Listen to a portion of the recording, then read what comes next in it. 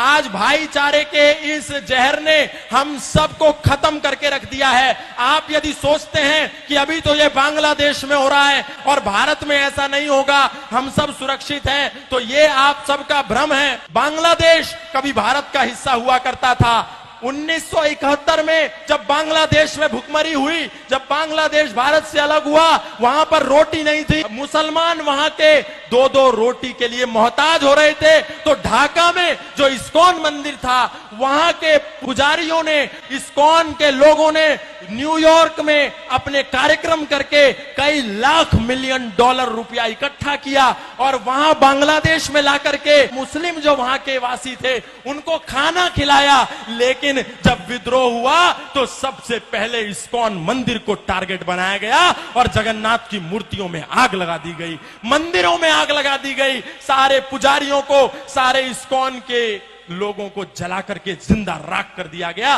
बांग्लादेश में जितने भी वो दंगाई थे आए और देखा कि ये हिंदू है, इसीलिए उनकी दुकानों में, उनके घरों में, उनके आशियानों में आग लगा दी गई। और हमको ऐसा लगता है कि हमारे भाई हैं। गाय को काट करके रोटी के साथ खाने वाले और गाय को अपने घर में बनी पहली रोटी देने वाले कभी भी भाई नहीं हो सकते, कभी भाई नहीं हो सकते। इसलिए ये झूठी दोस्ती और झूठा भाईचारा छोड़िए। यदि ये झूठा भाईचारा हमने नहीं छोड़ा तो भाई हमको चारा बना करके खा जाएगा और हमको पता भी नहीं चलेगा। अरे हम ही तो कह रहे हैं सर्वे भवन्तु सुखिनः, सर्वे सन्तु निरामया, सर्वे भद्राणि पश्यन्तु मा कश्चित् दुःख भाग् भवेत्। हमारे मंदिरों से ही तो आवाज आती है, इंद्रम वर्धन्तु अप्तुरः कृण्वन्तो विश्वमार्यम् अपाघ्नन्तो रावणा। लेकिन आपको ऐसा लगता है कि जैसे ये सनातन धर्म के मंच संपूर्ण विश्व के कल्याण की मांग करते हैं, शायद उनकी मस्जिदों से, शायद उनके मदरसों से भी इसी कल्याण की मांग की जाती होगी। क्योंकि आपको समझ में नहीं आता, जो दिन में 5 समय आवाज आती है, ला इलाहा इल्लल्लाह मुहम्मद रसूलुल्लाह अशहदु अल्ला इलाहा इल्लल्लाह हुवा अशहदु अन मुहम्मदन अब्दुहु व रसूलुहु, उसका मतलब क्या है? इसका मतलब है कि इस दुनिया में अल्लाह के सिवा कोई इबादत करने योग्य नहीं है और मोहम्मद के सिवा उसका कोई रसूल नहीं है। इसीलिए यदि हम अल्लाह के सिवा यदि किसी की पूजा करते हैं तो हम काफिर हैं, हम मुशरिक हैं, हम नापाक हैं और हम वाजिबुल कत्ल हैं। यदि कोई दिखे जो अल्लाह के सिवा किसी की इबादत करता हो तो उसका कत्ल कर दो, उसका प्रतिकार करो, उस पर पत्थर बरसाओ। और यही होता है जब मर्यादा पुरुषोत्तम श्री राम की शोभा यात्रा लेकर के हम सड़कों से निकलते हैं तो अचानक से मस्जिदों के ऊपर से पत्थरबारी होने लगती है, ऊपर से कांच की बोतलें फेंक दी जाती हैं। इसका तात्पर्य क्या है? हमको लगता है अचानक कैसे हुआ? अचानक नहीं हुआ, आपको तो दिन में 5 बार चेतावनी दी जा रही थी, आप ही नहीं सुन रहे थे। आपको लगता था कि जो हमारी गीता में लिखा है, कई तो ऐसे भी महाज्ञानी हैं जो कहते हैं जो गीता में लिखा है वही कुरान में लिखा है, वही बाइबल में लिखा है। और यही कहते कहते आज हमारे सनातनियों को 10 राज्यों में अल्पसंख्य कर दिया गया। हमारे दिल्ली से 100 किलोमीटर भी दूर नहीं है नूह और मेवात, वहां लोगों की दुकानों को नाम देख देख करके आग के सुपुर्द कर दिया गया, आग लगा दी गई पूरे मोहल्ले में। और ये आगजनी जो आज बांग्लादेश में हो रही है, ऐसी आगजनी प्रत्येक दिन भारत के कई राज्यों में होती है, लेकिन हम सो रहे हैं। हम जय जय श्री राम, जय जय श्री राधे, जय जय श्री कृष्णा के नारे लगाते हैं, लेकिन कभी नहीं देखते कि मर्यादा पुरुषोत्तम श्री राम ने एक महिला के सम्मान के लिए 7 समुंदर पार जाकर के दुनिया का सबसे बड़ा सेतु बना करके 50 किलोमीटर का सेतु बांध करके उस अत्याचारी, उस पापी को मारा।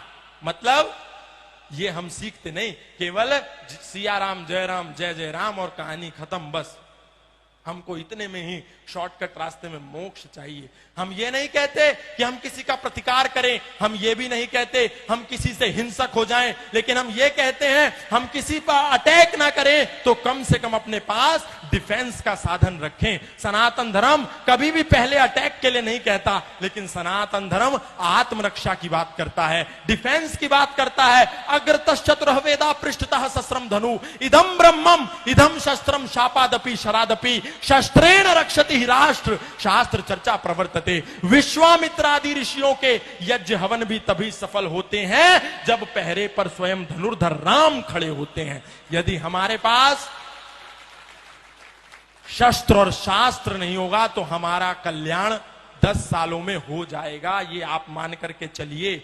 आज सनातनियों ने अपने शस्त्रों को भी कोने में फेंक दिया और शास्त्रों में भी दूर हो गए, बोले बस इनको तो लाल कपड़े में रखेना। नहीं, राम वही जो मर्यादाओं की परिभाषा बने रहे, राम वही जो भारत भू की अंतिम आशा बने रहे।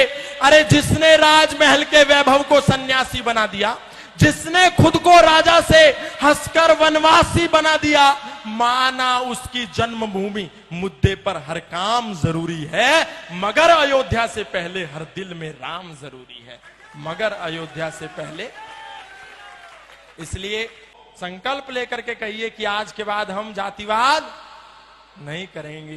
जातिवाद को नहीं छोड़ा तो वही हाल होगा जो बांग्लादेश में हुआ। किसी ने जाकर के नहीं पूछा कि तुम ब्राह्मण हो क्या, तुम जाट हो क्या, तुम गुजर हो क्या, तुम मणिया हो क्या, तुम मारवाड़ी हो क्या, तुम तेली हो क्या, तुम धोबी हो क्या। बांग्लादेश में जितने भी वो दंगाई थे आए और देखा कि ये हिंदू है, फिर वो चाहे जाट था, चाहे गुजर था, चाहे इस्कॉन का था, चाहे आर्यों का था, चाहे राधा स्वामी था, चाहे निरंकारी था, उसने देखा कि ये हिंदू था। इसीलिए उनकी दुकानों में, उनके घरों में, उनके आशियानों में आग लगा दी गई। इसीलिए कुछ दिन के लिए इस जातिवाद के जहर से बाहर निकलिए और एक होकर के सब लोग ओम ध्वज के नीचे आ जाइए। तो एक होकर के ओम ध्वज के नीचे तभी काम बनेगा, क्योंकि वो सब चांद सितारे के नीचे हैं। चाहे बरेलवी हो, चाहे अहमदिया हो, चाहे मोहम्मदी हो, चाहे कुरैशी हो, सब एक है, लेकिन हम बटे हुए हैं।